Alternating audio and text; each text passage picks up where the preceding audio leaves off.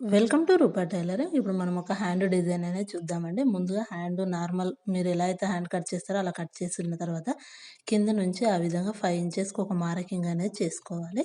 కింద నుంచి వచ్చేసి చూడండి, నేను చూపించే విధంగా 2.5 ఇంచులైనా సరిపోతుంది, 3 ఇంచులైనా సరిపోతుంది.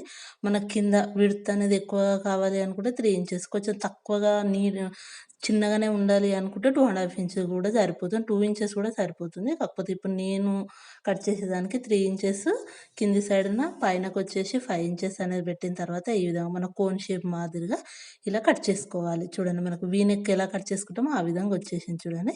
ఇలా మనము ఒకవేళ లైనింగ్ క్లాత్ కనుక ఉంటే లైనింగ్ క్లాత్ తోటి ఉల్టాయించుకున్నా సరిపోతుంది.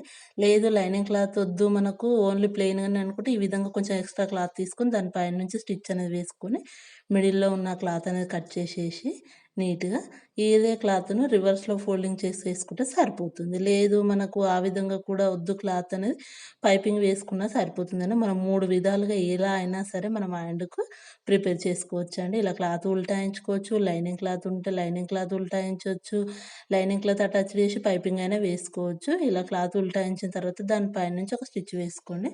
మీకు కనిపియాలని చెప్పేసి నేను ఆపోజిట్ థ్రెడ్ అనేది యూజ్ చేస్తున్నా. ఈ డిజైన్ కోసం ఇలానే హ్యాండ్ అనేది ఉంచకుండా దానికి ఆపోజిట్ నెట్ అయినా సరే, అదే కలర్ నెట్ అయినా సరే ఈ విధంగా తీసుకొని మనం ముందుగా ప్రిపేర్ చేసుకున్న దాని పైనుంచి స్టిచ్ కింది సైడ్ రాంగ్ సైడ్‌కు నెట్ అనేది పెట్టేసి పైన వైపు నుంచే స్టిచ్ అనేది స్టార్ట్ చేసేసుకోవాలి చూడండి. ఇప్పుడు మనం ఏదైతే డిజైన్ కట్ చేసామో ఆ డిజైన్ వరకు నెట్ అనేది మనకు ఉంటుంది. మనము బ్లౌజెస్‌కి గానీ, డ్రెసెస్‌కి గానీ చాలా బావుంటుందండి. మనం స్టిచ్ చేసుకున్న తర్వాత నెట్ ఉంటుంది. ప్లస్ మనకు లైనింగ్ క్లాత్ లాగా హ్యాండ్ గూడా ఎలాగో ఉంటుంది గాబట్టి చాలా బావుంటుంది. మొత్తం నెట్ అనేది లేకుండా ఈ విధంగా గూడా హ్యాండ్ అనేది మనం రెడీ చేసుకుంటే చాలా బావుంటుందండి డిజైన్ అనేది. ఇలా ఎక్స్ట్రా క్లాత్ ఏమైనా ఉంటే కింది సైడ్న కట్ చేసేసుకోవాలి. చూడండి, ఈ విధంగా కట్ చేసుకున్న తర్వాత కింది సైడ్న కావాలి అనుకుంటే మనం ప్రిల్స్ పెట్టుకోవచ్చు, పైపింగ్ వేసుకోవచ్చు, చిన్న గోటులాగా అయినా సరే వేసుకోవచ్చు.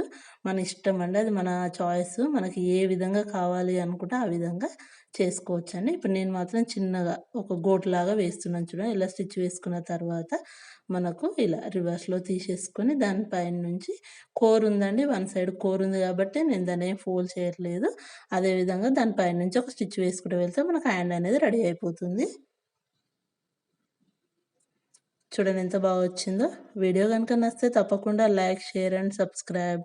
Thank you for watching.